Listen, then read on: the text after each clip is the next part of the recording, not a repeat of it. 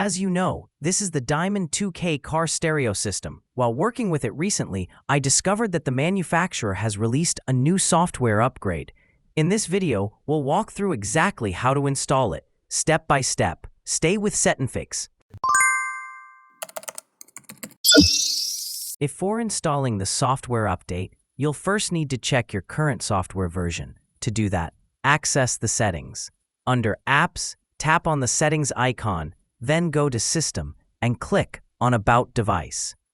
Here, you'll find important details like the build number, MCU version, and your Android version. If your device shows the same version as this one, you likely qualify for the latest firmware upgrade. Next, head over to Wireless Update. Here, you'll see an available update file about 67.5 megabytes in size. If it's not showing up, tap on Find Update to manually search for it.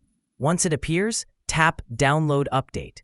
The download time will vary depending on your internet speed and connection quality.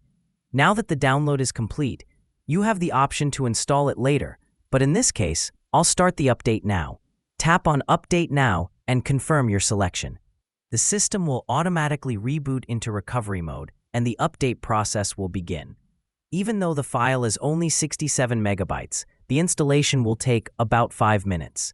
Once completed, the system will reboot. Let's check the settings again. Go to Settings, System, About Device.